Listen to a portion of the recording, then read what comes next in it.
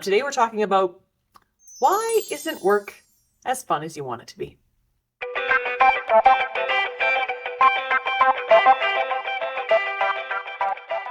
And before I dive into that, I want to do a little plug. And I know all of us attend a lot of dental or specialty CE throughout the year. And my business partner, Dina, and I just got back from going to a non-dental conference. We went to the Super Conference in Dallas, Texas, and it was all about marketing and sales. I mean, and for any business, it was like entrepreneurs galore, lots of very wealthy people, lots of people barely getting by.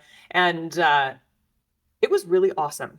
It's so nice to get fresh viewpoints from other industries and to see how I can apply them in dentistry. So I highly encourage you, if you ever get the opportunity, if a conference comes across your plate that seems interesting to you and it happens to be non-dental, I know that means you don't get the CE for it. I get that. But I think it's absolutely worth it to get out of the pigeonhole that sometimes can be in dental education. I know because I've been on the scene for so long that of all the conferences I've been to over the years, a lot of materials just regurgitated. It's a lot of the same things over and over and over again. And I find when I branch outside of dentistry, especially into places where people are like innovators and always coming up with new stuff, it explodes my mind with ideas, but it allows me to think about things in a different way. So that's all I'm going to say about that. But I really encourage you, if you get an opportunity, do something like that. We had such a great time. We learned so much, and we're going to change so many little things in the office because of it, which is pretty awesome. So let's talk about work. We all spend a solid amount of time there, whether you work part-time or full-time. It is a lot of hours in a week. And we've all been there where there's that moment where it's just not feeling as fun as you want it to be. And maybe that's because you had a vision in your head of what the perfect work day or work week looks like, and it's just not living up to your expectation. Maybe it was really good for a while and something's happened and it's just not feeling so good anymore. Maybe you're just in one of those funks for a little bit. There are so many different reasons that work could be feeling not as fun or as good as you want it to be. And of course, every person and every practice will be different, but there are some general themes that seem to come up quite universally for why this might be the case. And so what I want to cover for you today are a few of the really big ones, and you'll be able to identify if this might be a part of why work isn't feeling as awesome to you, and a few first steps you can take to start to tackle those things if you've identified that thing as the thing that's not so good, that's just making you feel sort of icky. And we're going to start at the top because I think for a lot of people, this is one of the top items. We're going to talk about team dynamics, your team, your employees. Because day in and day out, we work with people. And although I've said this before, and I'll say it over and over again, no one can make you feel anything. Any feeling you feel is a feeling you make yourself feel. We're not going to get into that today. But because we work face-to-face with patients and face-to-face with our team day in and day out, usually, if a day isn't feeling as awesome as we want it to feel, it has something to do with the interactions that we're having with the people around us. Okay, not all of the time, but a lot of the time. And so let's talk about the team part of that first, because in a dream world, we might all have employees that are all flipping, super positive, happy all the time, go-getters, great work ethic, I don't know, like all of the good things that you want in an employee, but that's not actually true. I mean, all people are people. We all have good days. We all have bad days. We all have strengths. We all have weaknesses. And one of the dynamics that I see a lot, or at least the root of this dynamic, comes down to communication and how we communicate with our team and the guidelines or rules we have put in place, if any, for how our team is to communicate with us and with each other. A few examples of some negative team communication dynamics that can really ruin days is having like a negative Nelly in the office, as an example. Someone who cannot see the good side of anything ever, will poke holes in anything that anyone says, basically is the pessimist in the room, always looking for the whatever is going wrong. And yes, that can be a bit of a personality trait. However, communication like that, when it becomes habitual and chronic, and you feel that that person is destroying or trying to destroy or poking holes in maybe the culture that you're trying to build within your practice, then the communication that's coming out of that person is likely a type of communication or a communication style that maybe you don't want to allow within your practice. And I'm going to get to that in just a second.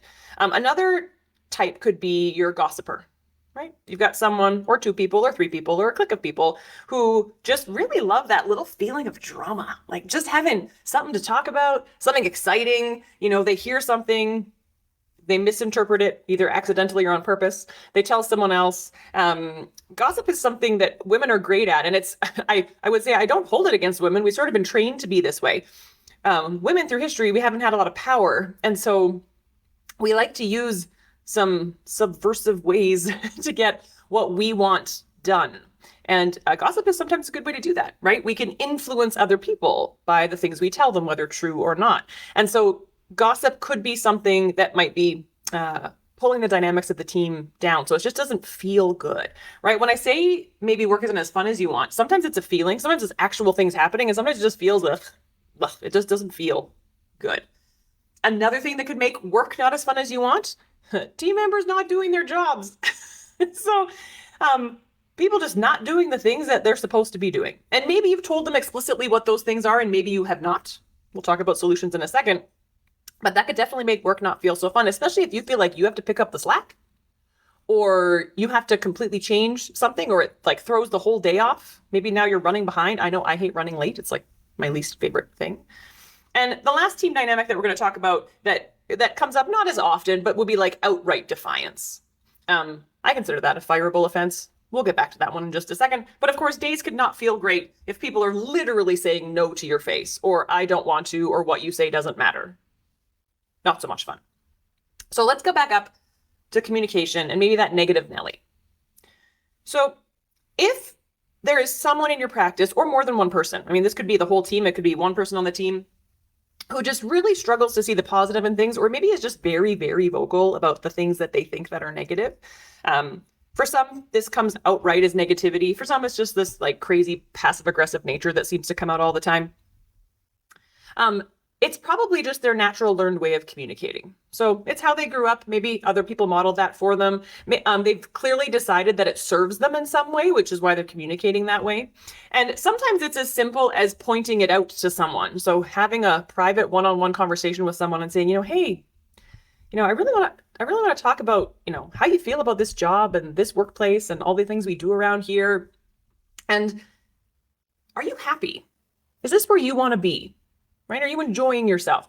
And if they say yes, you say, because oftentimes the words coming out of your mouth are indicating to me and everyone else that you really don't like it here, or you really don't like what we're doing here, or you really don't like how we are around here. Sometimes just making someone aware of how they come across is enough. It's pretty amazing when that's the case. That's a very easy fix, right? Making them aware that the language coming out of their mouth is quite negative, that it seems like they don't enjoy themselves, that it seems like they're not having a good time, and finding out what that is. I always tell people, if you don't want to be here, please leave. Please. If you want to be here, then we're going to talk about how you will communicate if you are here. The great news about being the leader or the boss of your practice is you actually get to decide the rules. It's actually why I wanted to be a boss. It's been harder than I thought it was going to be, but I wanted to be the boss because I wanted to be the one making the rules. And as the business owner who takes all the risk, I have all the risk in the practice and all the financial risk in the practice, I actually get to decide how things are in my practice. And one thing that we have done in our practice, and you guys, some of you have heard me speak about before, because I'll talk about it all the time, is that we actually have communication rules in our practice. So a specific way that we must engage with one another. And we review these constantly. We just had a big team retreat where we went over them. And it's as simple as things like being super polite with one another, always telling the truth, no gossip, using positive language. There's actually 8 rules around it. But the idea is that we have guidelines for communication that everyone must follow. And there are consequences for not following those guides of communication. So if someone is consistently breaking one of the rules, that involves a conversation and then a write-up, right? Training or mentorship as needed. I always give everyone the benefit of the doubt that they were having a bad moment, and we work on what they can do to be better. But those two things, so a conversation with someone who's maybe a negative Nelly, and then putting some communication rules in place or guidelines in place, can make a massive difference to just the feel of the office. When you make communication rules that keep things on the up and up and on the positive, Everyone feels better at work, which means you feel better at work. Guaranteed. This was one of the very first things I changed in my practice when I was miserable, and it absolutely changed everything. Okay, so that's one thing. This also stops your gossipers, okay? Because no gossip is generally one of those rules. So if the team is on board, because of course, if you're going to implement change, there's a way to do that. I have other trainings on that, and I'll cover that again. But the gossipers will stop, the negative Nellies will stop, or they'll leave. But if you have guidelines around communication. Now, when we come to things like people not doing their jobs or people being outright defiant, then that's a slightly different tool that you might have to take. So communication rules, I think, help with all things across the board. It's like a nice foundation. But if you have people not doing their jobs or people being defiant, and that's ruining your day, then that often comes down to things like expectations, standards, and training. So that means, does everyone on your team know what your expectations are of them day to day? And I know I'm saying all these things, which is just giving you more work to do, but that's just the life of being a business owner. If they know what is expected of them, they know how to do all of the tasks of their job, and you have guidelines around communication, and they've been adequately trained. So they have had someone train them, and they have people they can rely on and trust to ask questions. Then it comes down to holding them accountable. So there's a sequence of events that has to happen in order for the practice to be running kind of like that well-oiled machine, which for some people makes work way more fun. When you get to come into work and you don't have to worry if people are going to do what you ask or if they're actually doing the things they're supposed to be doing. And that comes down to having systems and processes in place, like from the outset, or implementing those so that everybody knows your expectations of them. And this can be around their job, around their attitude, around all of those things. Expectations written down. Everybody understands them. They've been trained on them. And then all the tasks of their job, they know where to find those answers. You have a manual somewhere. They can ask people questions, all of that good stuff. And then it comes to accountability, which, I don't know, for me was always the hardest part. It's still the hardest part. I still struggle, and I work on this so hard with confronting, maybe not the word I want to use, but like meeting someone face to face and saying, you are not meeting the standard that I expect. I still am avoidant of things that make me feel icky. And I know I'm not alone. And I push through it all the time because I know I have to get through my comfort zone on that, like to the other side of it. But holding people accountable is that. It's having the courage, even if it feels disgusting, to get in front of someone in private. Yes, I don't do this in front of other people, and say, these are the things I expect. These are the standards of your position, and you are not meeting those. We're going to come up with a solution right now and a plan. And if you've seen my past trainings on coaching people to exit or coaching people to stay, this is part of deciding whether someone gets to stay in their job or not. But it's like a day-to-day, everyday part of being a leader is holding people accountable, noticing when they're not doing the things you want them to do, and then correcting them for that. Of course, what comes with that, we're not going to go there today, is noticing all the things they're doing right too, because of course, when we motivate people with positive feedback, they're less likely to do all the negative things. But that could be, for you in your office, playing a part in days not feeling so fun. So we've covered two of the really big things. Now, whenever I changed everything in my practice, basically, and because it was miserable when I bought it, and I started with the things I've already described. So some systems and some processes, and actually putting some big guidelines in place for communication and training everybody on those things. And I realized very quickly that some days, part of why my day wasn't so fun was me. It was me. It was my energy. And I have spent a lot of time, and I continually spend a lot of time working on that. And so I have a few questions for you. If you're having a day that's not awesome, or you've had many days that aren't feeling as fun, maybe you've had a long time where work just is not feeling as fun or as good as you want it to feel, I want you to ask yourself a few questions. Are you showing up in a great headspace every morning when you get to the office? Right? How are you being? And how are you taking care of yourself so that you can show up in a great headspace? I found that when things were feeling really yucky, my anticipation of the next day being yucky was very much to my detriment, because what we believe to be true and what we believe our reality is going to be is often what we create, kind of across the board in life. And so if you're not showing up expecting good things, expecting that you are going to be at your best that day, then you will experience what it was you were expecting. So it involves some uh, personal development work sometimes, some self-compassion work, some self-forgiveness work, some self-confidence work, some self-worth work, like all of the self-work has to come in because I had to consider for myself, well, how am I communicating with other people? Am I sometimes being the negative Nelly? Because of course, people will model what they see. Was I expecting good things? Was I actually leading? Was I like taking the steps to be the leader, to be showing off the behaviors, the actions, the energy that I want other people in the practice to exude? A lot of times, my not great, I will say weeks, because rarely was it a day, my not great weeks had a lot to do with me.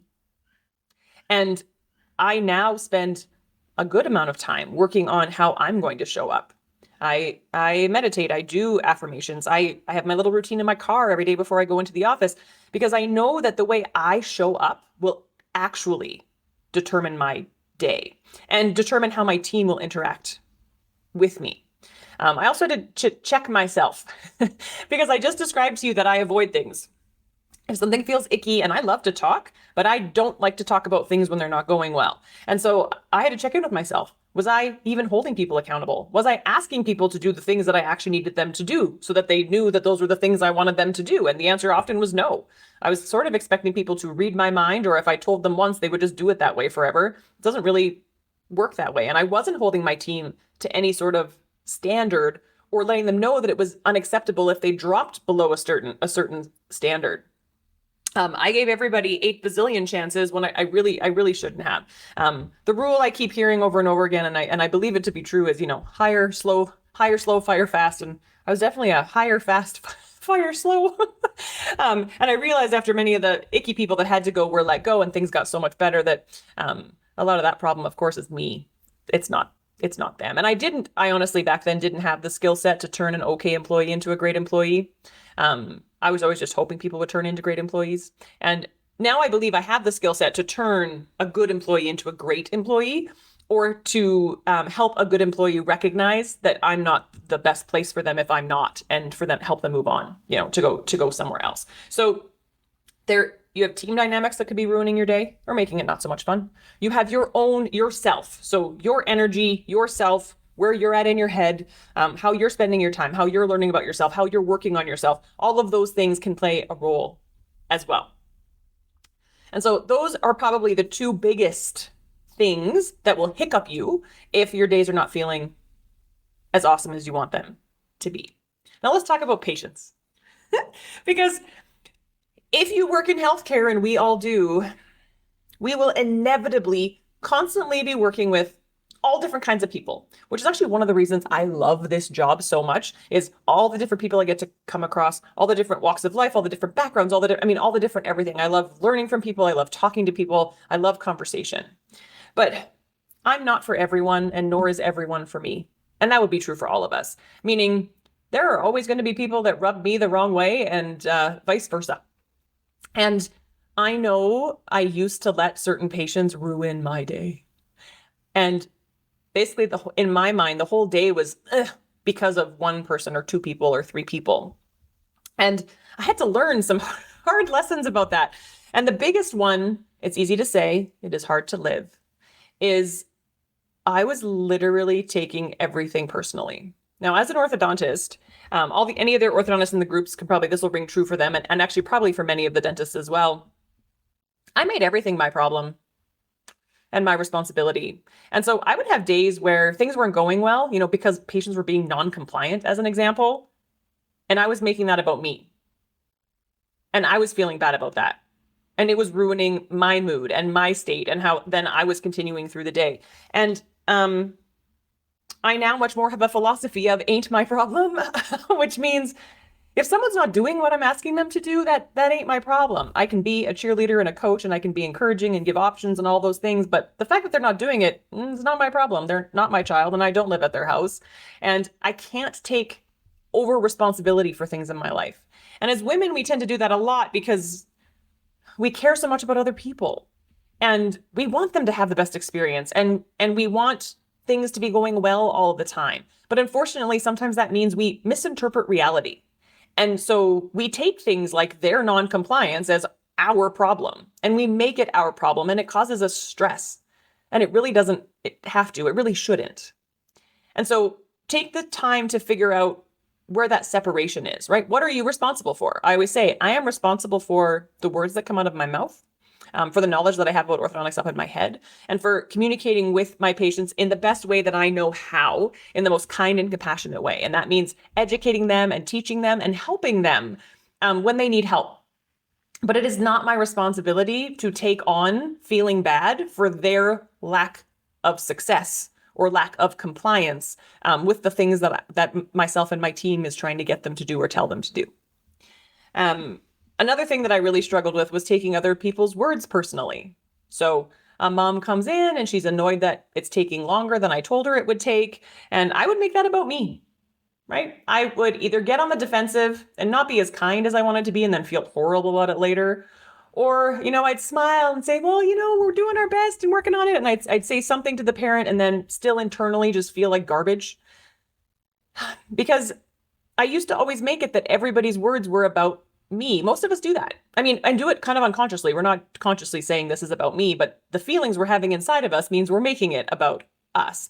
And so I'm always working very hard on reminding myself that all of the words that come out of other people's mouths are about them and about how they see the world and about their reality and have nothing to do with me. Absolutely nothing. And that allows me to sit as the observer much more often. And I can listen to the words and watch the words and not get emotionally entangled in them and still be kind and compassionate, but not get myself all worked up and beat myself up because of what's being said, because that can absolutely destroy your day. And I would say, especially if you know that you're a bit of an empath, if you really, really easily take on other people's emotions and energy, then this can be incredibly draining for you. It can be so tough to be with people. I always say, when I did general dentistry for a very short time, and I didn't love it. And one of the reasons I didn't love it is that people really didn't want to be there. And I struggled with that. And at the time, I wouldn't even ever call myself an empath, but I know now what that was. I was really sucking that energy in. People not wanting to be there, being frustrated that they have to pay for stuff they don't want to pay for. Like all of that mix was like draining to me because I didn't know how to separate myself and my energy, like have a barrier between me and them. It was like if they were upset or frustrated or sad, then I just sucked it all in as well. And that could be happening to you as well. And that's another tough skill, but one worth learning, which is how to be able to keep your state, your energy, your boundary around yourself and not let other people just kind of meld right into it. I imagine that I have this like little bubble around me and people can bump into the bubble, but nobody gets to come into the bubble. And I know that sounds silly, but it works really well. And so that's how I try to keep my energy separate from other people's. There's an awesome tool, and I've taught this in a few other trainings that I learned, which is to figure out for myself easy ways to get my state back up, to get my energy back up. And so now if I get knocked down in the day or, I took something personally or I grab someone's energy and I'm like, oh, now I feel yucky and I don't feel good. And of course, then I feel like my day is sucking harder than it needs to. Then I have a list in my phone of ways that I can get my energy back up quickly. So maybe something like listening to a favorite song, looking at pictures of my kids, going for a quick walk, standing in the corner and taking some deep breaths, running to the bathroom to refocus, whatever that is. I have my list of things that I can do to get my state back up because we get to choose how we feel. And that choice can be hard to remember that you have it in tough moments, but you do have that choice. And so I know now that sometimes when things are not feeling good, I just need to figure out how to find the space to remind myself that I have a choice. To remind myself that I can take a moment and I can choose differently than what I have chosen right now. Because if I am choosing to beat myself up or feel like crap, that is a choice I made. And I can choose not to do that to myself. But when it's happening in the moment and it's a pattern you've done over and over again, it feels like it's not a choice because it gets fired off like so quickly by your nervous system that it takes some time. And at first, I just had to recognize I was doing it. And then slowly over time, I've been able to find space where I catch it quicker and quicker, and then I can turn it back around for myself.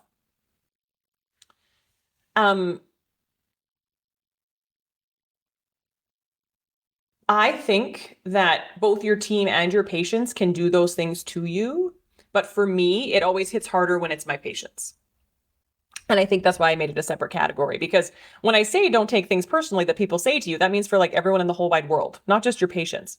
But at work, that will knock me down faster than just about anything else is getting harsh words or angry words or frustrated words or energies off of a patient. And that can ruin your day. Or the anticipation of that can ruin your day, right? So the day just doesn't feel fun because you're anticipating that so-and-so is coming in and they're going to give you an earful. You can prep yourself for that, right? You can remind yourself that their words have nothing to do with you. You can remind yourself that you do not have to take on other people's energy. So I know there was a lot of things and a lot of potential solutions, and some of those solutions actually involve a whole crap ton of work. And that's never my intention, I guess, when I come to talk to you. But I will say, of everything I've learned over the last decade, it's that making big changes that make big differences, like to get to awesome. And I feel like I live in awesome right now. None of that ever came with no work, very little work, or some magical tool or spell, because none of those things actually exist. And I always hope, I think you guys know this, that when I come and talk to you, I think of something that I think is important to tell you. It's always something I've lived. It's always something I've effed up a bazillion ways my own way, and I've figured out some solutions for me. And I'm just hoping that I can shortcut a few things for you. So maybe some of this resonated hard for you, maybe not at all. Take what you think will serve. And if you have other questions about it, you can shoot me a message anytime. In my Dental Diva program, I actually go into all of this stuff in great detail and exactly how to do it and dive into it, but that's like hours and hours of video. So these videos are not meant to do that, but I'm hoping I'm pointing you in the right direction so that you can take action from this point. And when I say you can message me anytime, I don't just mean about my paid programs. Send me a message about something you're struggling with. I will help you. I love helping people. I love brainstorming. I love workshopping. I love trying to give you a next step, helping you maybe with a different perspective. Like, that's why I do this. It's so fulfilling for me to help you take steps. I felt like when I first started in my practice, I didn't have anyone who could help me. And now that I have some experience and I really love teaching, I want to help you. So feel free to message me anytime.